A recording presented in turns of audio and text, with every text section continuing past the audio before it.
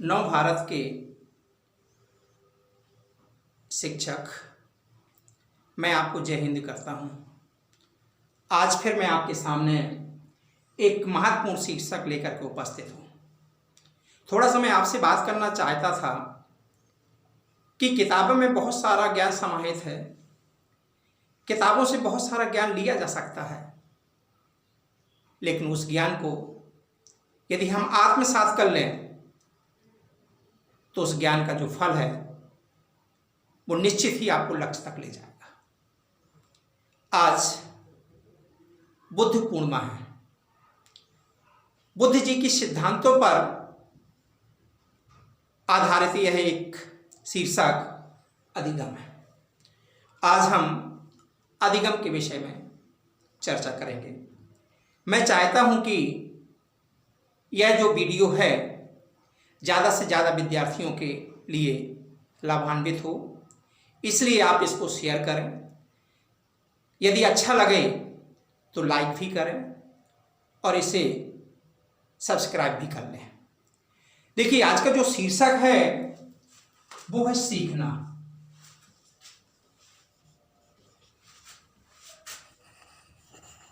सीखना को इंग्लिश में लर्न कहते हैं।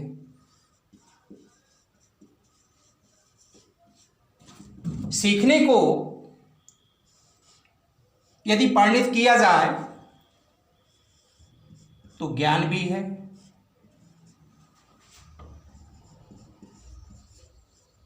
पांडित्य भी है,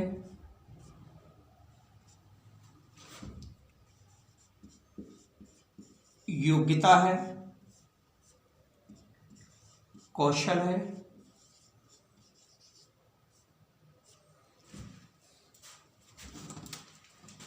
और प्रकाश।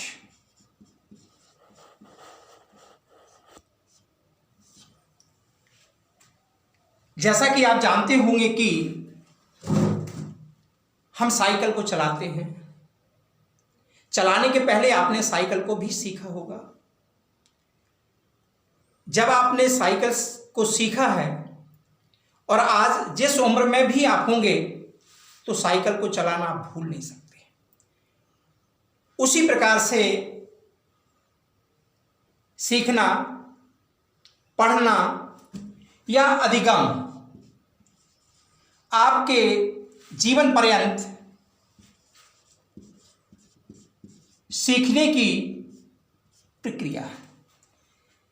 यदि मैं अधिगम का थोड़ा सा उद्देश्य यदि आपको बता दूं तो अधिगम का मूल उद्देश्य लक्ष्मी होता है। लक्ष्मी की यदि संधि विच्छेद किया जाए तो लक्ष्य प्लस मी, अर्थात कहने का मतलब यह है कि अधिगम से यदि लक्ष्य प्राप्त होता है तो लक्ष्मी अपने आप प्राप्त होती है।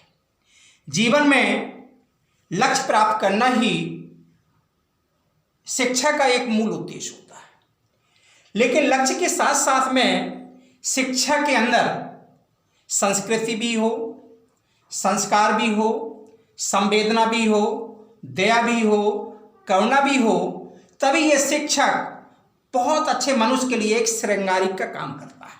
आइए आज शिक्षा के विषय में हम पढ़ते हैं। इसकी यदि यह रूपरेखा लिखी जाए तो इस प्रकार की होगी।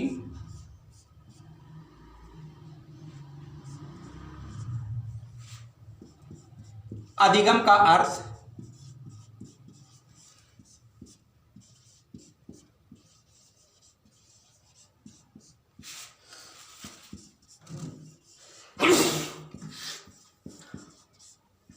अधिगम की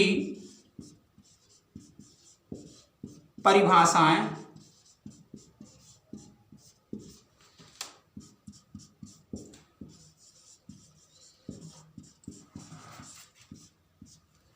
अधिगम की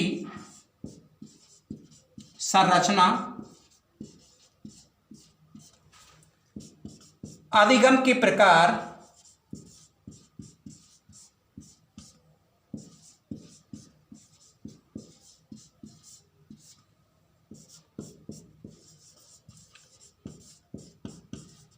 अधिगम के सिद्धांत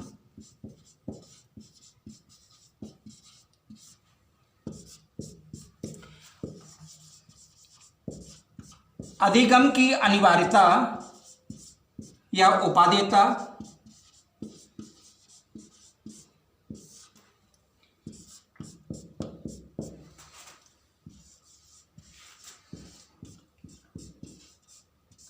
अधिगम का सारांश। इतनी बिंदुओं में क्रमशः इन बिंदुओं का अपन अध्ययन करेंगे। सबसे पहले आपको अधिगम की परिभाषा, अधिगम का अर्थ आपको समझना होगा। बहुत ही सहज ढंग से मैं आपको अधिगम का अर्थ आपको बता रहा हूं।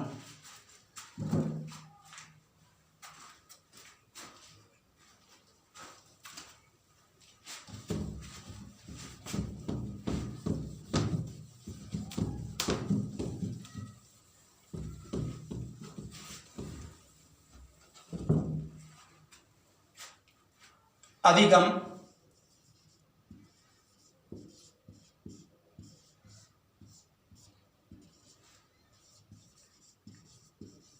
व्यवहार परिवर्तन का नाम है।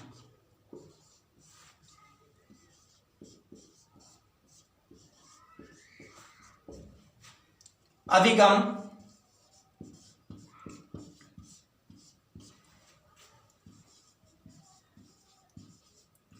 बुद्धि से सिद्धि की ओर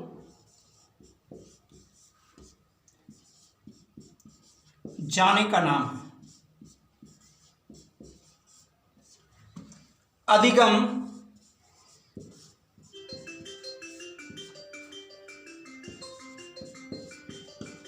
योग्यता का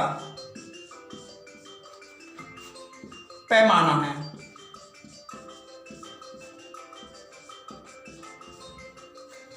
अधिगम योग्यता का पैमाना है। अधिगम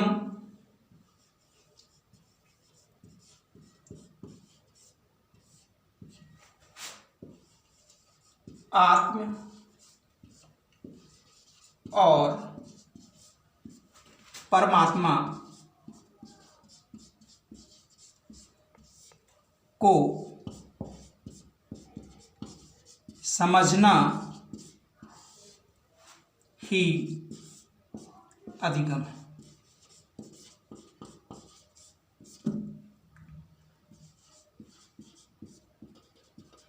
आपने एक संस्कृत में श्लोक पढ़ा होगा, विद्या ददाति विनयम विनयाति पात्रताम। अर्थात विद्या, विनय,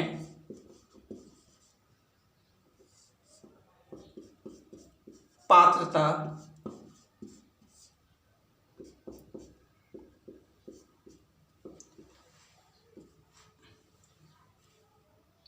अर्थ और अर्थ के बाद में सुख प्राप्त होता है, इसी को भी अधिगम कहा जाता है। अधिगम शिक्षक और शिक्षार्थी के बीच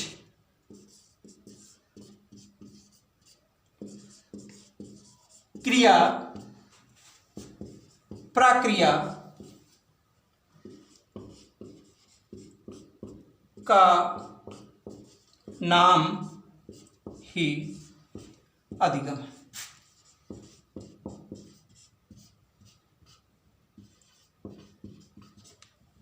अधिगम में यदि प्रकाश डाला जाए तो इसमें एकलव्य का और अभिमन्यु का सार्थक उदाहरण होगा। एकलव्य ने अपने गुरु के मना करने पर शिक्षा को उनकी मूर्ति बना करके शिक्षा अभ्यास के द्वारा उन्होंने लर्निंग प्रोग्राम को अपनाया। और दूसरा उदाहरण हमें महाभारत से अभिमन्यु का मिलता है। अभिमन्यु ने अपने मां के गर्भ में ही रह करके शिक्षा के माध्यम से चक्रव्यूह के तोड़ने के सभी रास्तों को अवलोकन कर लिया था।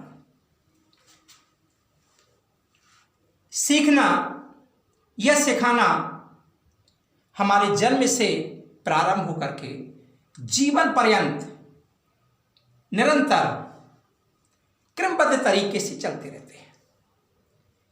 चाहे हम साहित्य पढ़ें, चाहे हम काव्य की विवेचना करें, या हम गद्य पढ़ें, या सूक्ति पढ़ें, या मंत्र पढ़ें, या कभी कभी कई जगह पर बहुत सारे अच्छे सार्थक वाक्य लिखे रहते हैं, या मील का पत्थर हो, उससे कुछ ना कुछ हमें सीख मिलती है।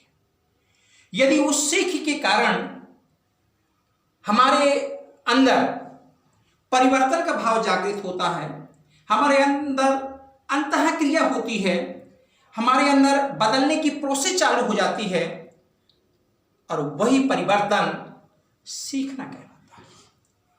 सीखना जीवन में एक अहम भूमिका निभाता है। शिक्षा सीखने का ही नाम होता है।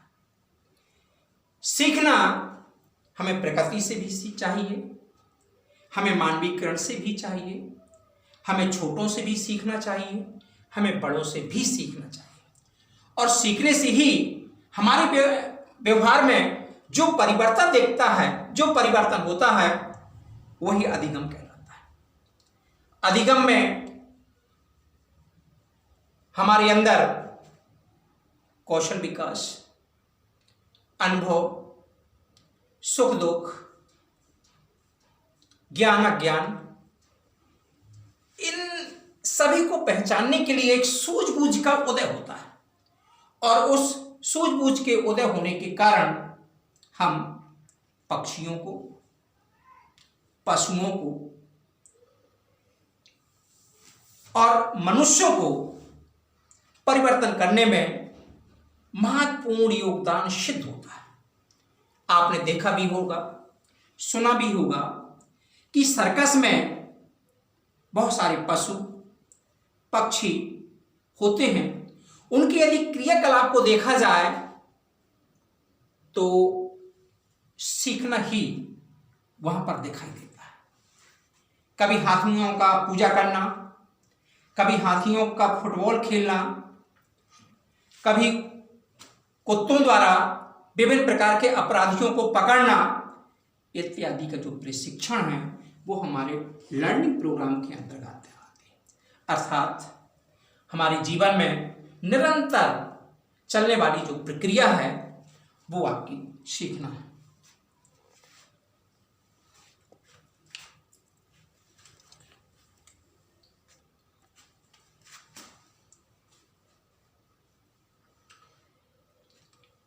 यदि हम सीखने की तुलना यदि ऊर्जा से करें तो हमारे अंदर दो प्रकार की ऊर्जा होती है, एक सकारात्मक ऊर्जा, एक नकारात्मक ऊर्जा। यदि हमारे अंदर सकारात्मक ऊर्जा है तो हमारे अंदर दैदीप्यमान प्रकाश भी होगा। दैदीप्यमान प्रकाश से सत्य और असत्य को हम समझने का प्रयास करते हैं, निराशा और हताशा से ऊपर उठने का प्रयास करते हैं, क्रिया और प्रक्रिया को भी समझने का प्रयास करते हैं, प्रतिस्पर्धा और अनुस्पर्धा की पहलुओं को भी हल करने की कोशिश करते हैं। इन सब में एक मूल जो तत्व पाया जाता है वो आपका सुख होता है। कभी सुख भी होगा, कभी दुख भी होगा, जो चीज सुख में आप सीख सकते हैं वो हो सकता है कि भूल सकते हैं, लेकिन दुख की समय पर जो सीख आपको प्राप्त होती है वो आपको जीवन पर्यंत आपको याद रखती है। सुख दुख के जो मूल बिंदु होते हैं वो ज्ञानात्मक होता है, भावनात्मक भी होता है और क्रियात्मक होता है। और तीनों को समझने से हम कर्म करते हैं। कर्म करने के लिए हमें कार्य करना पड़ता है, कारण उसका ढूंढना पड़ता है, फिर उसकी हमें क्रिया होती है, और इन सभी के फलस्वरूप हमें अधिगम प्राप्त होता है। अधिगम परिवर्तन का नाम है। समय और परिस्थितियों के अनुसार परिवर्तन ही अधिगम है। अधिगम से हमें ज्ञान प्राप्त होता है और उस ज्ञान के द्वारा हम अपने संघर्षमय जीवन को भी सहज ढंग से बड़े ही शालीनता के साथ, अनुभव के साथ व्यतीत करने की कोशिश करते हैं। सीखना, टू लर्न बाय हार्ट, यह सभी हमारे हृदय स्तंभ से संबंधित है। यदि हम कोई चीज मन से सीखते हैं तो हो सकता है कि वो सीख कदाचित भूल भी सकते हैं, लेकिन जो ज्ञान के द्वारा, जो आत्मज्ञान के द्वारा हमें सीख प्राप्त होती है, दिशा निर्देशन प्राप्त होता है, दिग्दर्शन प्राप्त होता है, उसके तीर्थगामी परिणाम होते हैं। हमारी आत्मा एक प्रकाश की भांति हमारा साथ देती है और उस प्रकाश के द्वारा ही, उस प्रकाश के प्रकाश से ही हम अपना उजाला समाज में फैलाते हैं। जो चीज हम सीखते हैं उसी को फैलाना ही लर्निंग कहलाता है। इस लर्निंग को यदि संरचना के रूप में यदि वर्णित किया जाए तो इसके प्रकार इस प्रकार से हो सकते हैं। नंबर 1, सांकेतिक अधिगम, श्रृंखला अधिगम, बहुवेदी अधिगम, संप्रत्यय अधिगम, प्रतिनियम अधिगम। सबसे पहले हम सांकेतिक अधिगम को समझते हैं। आप जानते ही होंगे कि वर्तमान में देश में महामारी फैली हुई है। उस महामारी से बचने के लिए हमें सांकेतिक अधिगम का प्रयोग करना होता है। सांकेतिक अधिगम यह है कि हमें घर से बाहर नहीं निकलना है, हमें शासन के नियमानुसार कार्य करना है, हमें समय समय पर अत्यधिक बार हाथ धोना है, किसी अन्य व्यक्ति से या परिचित व्यक्ति से नमस्ते करना है। यह सभी क्रियाकलाप हमारे सांकेतिक अधिगम के अंतर्गत आता है। श्रृंखला अधिगम, श्रृंखला अधिगम वह है जिसकी एक चयन होती है, एक क्रमबद्ध तरीका होता है। अर्थात कहने का मतलब यह है, कोविड-19 से बचने के लिए सबसे पहले हमें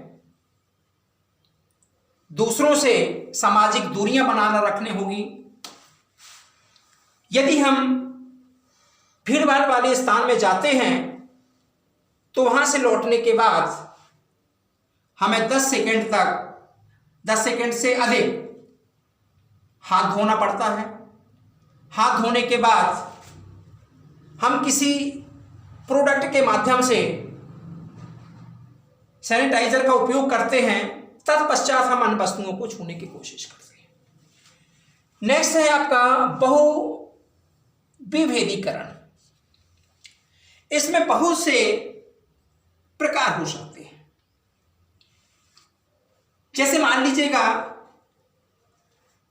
वस्तुओं का यदि हम अध्ययन करते हैं तो हमें सजीव वस्तुओं का भी अध्ययन करना होगा, हमें निर्जीव वस्तुओं का भी अध्ययन करना होगा, हमें मानवीय द्वारा निर्मित वस्तुओं का भी अध्ययन करना होगा। संप्रत्यय अधिगम क्या है? संप्रत्यय अधिगम वो अधिगम है जिसे हम याद कर सकते हैं। कविताओं को, दोहा को, चौपाई को बड़े ही कंठस्थ ढंग से याद कर लेते हैं और जीवन पर्यंत वही दोहा, वही चौपाई समय समय पर हमारे मुखार पर उपलब्ध हो जाते हैं। प्रानियम अधिगम, प्रा प्लस नियम। यदि हम शासन द्वारा बनाए हुए 100% नियमों का पालन करते हैं, हम अपनी जवाबदेही समझते हैं, हम अपना कर्तव्य समझते हैं, उन्हीं के आधार पर यदि हम संचालित रहते हैं तो हमें कभी भी कहीं पर भी कोई भी गलत काम करने की आवश्यकता नहीं होती। अधिगम को प्रभावित करने के कुछ कारक इस प्रकार से भी हो सकते हैं जिनसे अधिगम बढ़ाया भी जा सकता है, अधिगम में कमी भी हो सकती है। पहला है अभिप्रेरणा। बिना अभिप्रेरणा के अधिगम अधूरा होता है। यदि सैनिकों को समय समय पर अभिप्रेरणा न दिया जाए, अर्थात युद्ध स्तर पर यदि घोड़ों को प्रशिक्षण न दिया जाए, सैनिकों को दौड़ने के लिए न कहा जाए, तो स्वाभाविक है उनकी जो ट्रेनिंग है, जो उनकी प्रशिक्षण है, कभी भी धोखा दे सकती है। इसलिए हमें अभिप्रेरणा की बहुत आवश्यकता होती है। दूसरा पॉइंट है पुरस्कार एवं दंड से। कभी कभी अधिगम को बढ़ाने के लिए पुरस्कार की महत्वपूर्ण भूमिका होती है। पुरस्कार के द्वारा व्यक्ति और अधिक अधिगम करने में सक्षम हो जाता है। कभी कभी सकारात्मक दंड भी आवश्यक हो जाता है। यदि विद्यार्थी पढ़ने में अरुचि करता है तो कभी कभी दंडात्मक का भी प्रयोग किया जा सकता है। प्रशंसा एवं निंदा। यदि विद्यार्थी की प्रशिक्षण के दौरान प्रशंसा की जाए तो वो अत्यधिक अधिगम को सीख सकता है, अपना सकता है। निंदा, एक निंदा के शब्द में है निंदक नीरे राखिए आंगन कुटी छवाए। ठीक उसी प्रकार से निंदा भी अधिगम को बढ़ाने में, कम करने में महत्वपूर्ण भूमिका निभाता है। बहुत सारी पिक्चर आपने देखी होंगी, घर और समाज के उदाहरण भी देखे होंगे। निंदा से कभी कभी सकारात्मक परिणाम निकलते हैं और कभी कभी नकारात्मक परिणाम भी निकलते हैं। उचित वातावरण, यदि उचित वातावरण न दिया जाए तो अधिगम में कमी होती है। यदि उचित वातावरण दे दिया गया तो अधिगम में वृद्धि होती है। वातावरण से यहाँ मतलब यह है, एक उदाहरण के माध्यम से यदि समझा जाए तो बहुत ही सरल होगा। दो तोतों को उड़ाया गया, एक तोता साधु के यहाँ जा पहुंचा और दूसरा तोता चोरों के यहाँ जा पहुंचा। साधु के यहाँ जाने से तोता के अंदर संस्कृति और संस्कार आ गए और चोर के यहाँ जाने से चोरी के क्रियाकलाप आ गए। इससे ये सिद्ध होता है कि जैसे हम वातावरण में रहेंगे उसी प्रकार का हम अधिगम करेंगे। अधिगम अभ्यास पर निर्भर करता है। अभ्यास के विषय में कहा गया है, करत करत अभ्यास के जड़मत होत सुजान। अर्थात बार बार यदि हम कोई चीज का अभ्यास करते हैं तो स्वाभाविक है हम अधिगम को उससे अधिक प्राप्त करते हैं। तीसरा जो है पाठ्यक्रम की संरचना। यदि हमारे अनुकूल पाठ्यक्रम होगा, रोचक पाठ्यक्रम होगा तो अधिगम अधिक होगा, और यदि कठिन पाठ्यक्रम होगा, बड़ा पाठ्यक्रम होगा तो अधिगम कम होगा। शिक्षण के लिए, अधिगम के लिए शिक्षण विधियों का होना बहुत आवश्यक होता है। शिक्षण विधि विद्यार्थियों की यदि अनुकूल होगा तो सीखना अधिगम अधिक होगा, और अनुकूल नहीं होगा तो अधिगम कम होगा। इच्छा शक्ति। इच्छा शक्ति वह शक्ति है जो हमारे अंदर समाहित है। इच्छा शक्ति के द्वारा ही हम कठिन से कठिन कार्य करने में सक्षम हो सकते हैं। यदि हमारे अंदर इच्छा का भाव जागृत हो गया तो कोई भी चीज असंभव नहीं है। और अधिगम के लिए बुद्धि की भी आवश्यकता होती है। प्रत्येक बालक अपने आप में एक विशिष्ट होता है। बालकों की भी बहुत सारे प्रकार होते हैं और उसी प्रकार के आधार पर बुद्धि का भी विभाजन किया जा सकता है। अर्थात कहने का मतलब यह है, बिना बुद्धि के अधिगम होना असंभव होता है। अंत में यही कहा जा सकता है कि सफलता का जो पैमाना है वो समय के साथ बदलता है। अर्थात अधिगम यह हमें शिक्षा देता है कि जैसी स्थिति हो, परिस्थिति हो, उस परिस्थिति और स्थिति में परिवर्तन हो जाना, समय के साथ अपने आप में परिवर्तन करना ही अधिगम है। और यही अधिगम का उद्देश्य भी है और यही अधिगम का पैमाना भी है। धन्यवाद। जय हिंद।